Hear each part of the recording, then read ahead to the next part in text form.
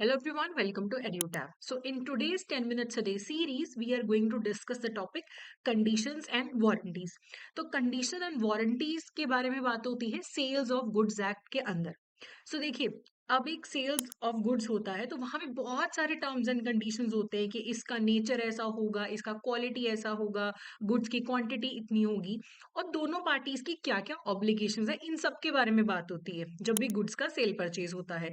लेकिन सारे जो टर्म्स एंड कंडीशंस होते हैं ना, उनकी इंपॉर्टेंस इक्वल नहीं होती है. कुछ टर्म्स एंड कंडीशंस फंडामेंटल होते हैं जिन्हें हम कंडीशंस बोलते हैं, और कुछ टर्म्स एंड कंडीशंस सेकेंडरी होते हैं जिन्हें हम वारंटीज बोलते हैं.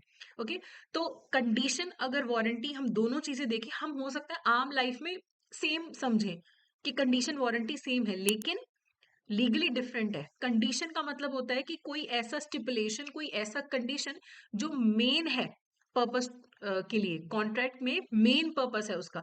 अगर कंडीशन ब्रीच होता है तो जो अग्रीव्ड पार्टी है वो कैंसिल कर सकती है कॉन्ट्रैक्ट को और डैमेजेस भी क्लेम कर सकती है. अगर एक कार आपको ये बोल के बेची गई है कि ये ब्रांड न्यू कार है, लेकिन वो यूज्ड कार निकलती है, सेकेंड हैंड निकलती है, तो ये तो मेन जो स्टिपुलेशन है उसका ब्रीच है. तो यहाँ पे कार को रिजेक्ट किया जा सकता है, कॉन्ट्रैक्ट को कैंसिल किया जा सकता है. लेकिन अगर हम वारंटी की बात करें तो वारंटी सेकेंडरी स्टिपुलेशन होता है, ये मेन चीज नहीं है. अगर किसी वारंटी का ब्रीच होता है तो जो अग्रीव्ड पार्टी है वो सिर्फ डैमेजेस क्लेम कर सकती है, कॉन्ट्रैक्ट कैंसिल नहीं कर सकती. अगर वारंटी है कि कार पे स्क्रैच नहीं होगा, लेकिन कार पे स्क्रैच है, तो जो अग्रीव्ड पार्टी है वो सिर्फ उससे कॉन्ट्रैक्ट नहीं कैंसिल करेगा, वो नहीं कर पाएगा, सिर्फ डैमेजेस क्लेम कर पाएगा. ठीक है. अगर आपने एक फ्रिज खरीदी है, उसका कूलिंग करना इज अ कंडीशन, कि अगर फ्रिज कूल ही नहीं कर रही है तो फिर वो किसी काम की नहीं है, तो आप फ्रिज को वापस कर सकते हो, डैमेजेस भी क्लेम कर सकते हो. लेकिन अगर फ्रिज की लाइट नहीं जल रही, जो फ्रिज ओपन करने पे लाइट जलती है वो नहीं जल रही है, तो वो वारंटी में काउंट होगा, उसके लिए आप डैमेजेस क्लेम कर सकते हो, कॉन्ट्रैक्ट कैंसिल नहीं कर सकते. कुछ कंडीशंस एंड वारंटीज जो होती है ना, वो मेंशन्ड होती हैं कॉन्ट्रैक्ट के अंदर. लेकिन कुछ कंडीशंस एंड वारंटीज हैं जो इम्प्लाइड होती हैं, जो कहीं पे लिखने की जरूरत नहीं है. और इम्प्लाइड कंडीशन है या वारंटी है, कैसी हो सकती है उसके बारे में बात करते हैं. सबसे पहले टाइटल ऑफ द सेलर. अब अगर आप मुझे कोई कार बेच रहे हो तो ऑब्वियसली मैं ये अज्यूम करूंगी कि वो कार आपकी है, आपके पास लीगल राइट है मुझे वो कार सेल करने का. ये इम्प्लाइड है. अगर एक चोरी की कार कोई मुझे बेच देता है और मैं बायर हूं, तो मैं अपनी पेमेंट रिकवर कर सकती हूँ, क्योंकि सेलर के पास राइट ही नहीं था उसे सेल करने का. तो ये इम्प्लाइड होता है ना. अगर आप दुकानदार से एक बॉटल खरीद रहे हो, आपको लगता है ना कि उसके पास लीगल राइट है उस बॉटल को सेल करने का. दूसरी इम्प्लाइड कंडीशन हो सकती है सेल बाय डिस्क्रिप्शन. अगर आप पर्दे खरीदने गए हो, वहां पे लिखा है कि ये 17th सेंचुरी के पर्दे हैं, आप एंटीक पर्दे खरीद रहे हो, लेकिन वो मॉडर्न निकलते हैं, तो आप रिजेक्ट कर सकते हो, क्योंकि जो डिस्क्राइब किया गया उसके हिसाब से अगर गुड्स नहीं निकलते हैं तो आप वापस कर सकते हो उनको. ठीक है. गुड्स अपनी डिस्क्रिप्शन को मैच करने चाहिए. देन है सेल बाय सैंपल. मान लो ये लड़की शॉप पे गई, इसने बोला कि आप हमें पाइप्स दिखा दीजिए, हमें कंस्ट्रक्शन में पाइप्स की जरूरत है. उसने सैंपल दिखाया, तो लड़की को सैंपल सही लगा, उसने बोला कि ऐसे हमें 100 पाइप्स चाहिए. तो जब आप सैंपल देके कोई चीज खरीदते हो, उसका जो बल्क है वो सैंपल से मैच करना चाहिए.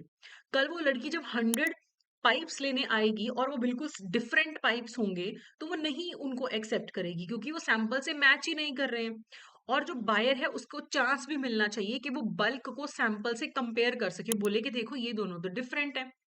ठीक है. और कोई उनमें हिडन डिफेक्ट्स भी नहीं होनी चाहिए. Goods must be free from hidden defects not visible in the sample. कोई ऐसा हिडन डिफेक्ट भी नहीं होना चाहिए गुड्स के अंदर, कि देखो देखने में तो सेम सा ही लग रहा है, हिडन भी डिफेक्ट्स उसके अंदर कोई नहीं होना चाहिए. रबर मटेरियल अगर डिफरेंट है, आपने सैंपल में जो रबर मटेरियल लगाया था वो डिफरेंट है, लेकिन जो असली आप बल्क में जब सेल करो तब उसमें डिफरेंट है, तो नहीं, ऐसा नहीं होना चाहिए कि सिर्फ देखने में सेम नहीं, क्वालिटी वाइज भी सैंपल जैसा ही होना चाहिए है. ठीक है. अगर एक गुड्स परचेज किए जा रहे हैं जिसमें सैंपल भी दिखाया जा रहा है, डिस्क्रिप्शन भी बोली जा रही है, तो डिस्क्रिप्शन और सैंपल दोनों मैच होने चाहिए जब सामान को खरीदा जाता है. ठीक है. अगर ऐसा लिखा जाता है कि ये जो ऑयल है ये foreign rape seed oil mixed with hemp oil can be rejected if the even if the sample matched, ठीक है, आपको जो सैंपल दिखाया गया वही आपको बेचा जा रहा है, लेकिन जो डिस्क्रिप्शन थी वो नहीं है, ठीक है, दोनों चीजें मैच करनी चाहिए। ओके, सिर्फ डिस्क्रिप्शन मैच हो जाए सैंपल ना मैच हो, सिर्फ सैंपल मैच हो जाए डिस्क्रिप्शन ना मैच हो, ये चीज नहीं होनी चाहिए। आप ऐसा नहीं बोल सकते कि मैम सैंपल से तो मैच कर ही रहे, मैं बोलूंगी नहीं, वो डिस्क्रिप्शन से भी मैच होना चाहिए। अगर आपने मुझे सैंपल में मान लो ऑलिव ऑयल दिखाया, ठीक है, तो मैंने बोला ठीक है मुझे ऑलिव ऑयल दे दो, उसकी डिस्क्रिप्शन है कि वो एक्स्ट्रा वर्जिन ऑलिव ऑयल है, तो वो एक्स्ट्रा वर्जिन ऑलिव ऑयल ही होना चाहिए, पाम ऑयल या कोई और टाइप का ऑलिव ऑयल वो नहीं होना चाहिए, दोनों चीजें मैच करनी चाहिए। फिर है क्वाइट पोजेशन, जो बायर है जब वो एक बार चीज खरीद लेता है तो उसके पास राइट होना चाहिए कि बिना किसी थर्ड पार्टी की डिस्टरबेंस के, बिना सेलर की डिस्टरबेंस के वो उस चीज को एंजॉय कर सके, कोई उसके यूज को इंटरफेयर ना करे। तो ये क्वाइट पोजीशन की भी इम्प्लाइड वारंटी रहती है। फिर है फ्रीडम फ्रॉम एनकम्बरेंसेस। अब इसमें इम्प्लाइड वारंटी क्या है कि गुड्स जो मैं खरीद रही हूँ उनमें किसी का कोई अनडिस्क्लोज डेट नहीं है, किसी थर्ड पार्टी का क्लेम नहीं है, कि बिल्कुल फ्री ऑफ एनी क्लेम है, मेरा है तो मेरा ही है ये, इसमें कोई और का राइट अटैच नहीं है। फिर quality fitness for the purpose, वैसे तो क्वालिटी और फिटनेस को लेके कोई इम्प्लाइड वारंटी नहीं होती है, लेकिन अगर आप दुकानदार को बोलते हो कि मुझे इस पर्पस के लिए चीज चाहिए और आप सेलर की एक्सपर्टीज पे रिलाय कर रहे हो, अगर मैं एक बॉटल खरीदने गई हूँ जो मुझे हीट के लिए चाहिए, सेक देने के लिए अगर मुझे बॉटल चाहिए, मैंने दुकानदार को ये चीज बता दी है, तो अब मैं सेलर की एक्सपर्टीज पे डिपेंड कर रही हूँ उस चीज के लिए। वहां पे अगर वो बॉटल जब मैं घर ले जाके यूज करती हूँ और मेरी स्किन जल जाती है, तो फिर यहाँ पे सेलर की गलती है, क्योंकि मैंने उसको बता के ली थी चीज कि मुझे किस पर्पस के लिए चाहिए और मैं उसकी एक्सपर्टीज पे डिपेंड कर रही हूँ, कि आप दुकानदार हो आपको ज्यादा पता होगा, ठीक है।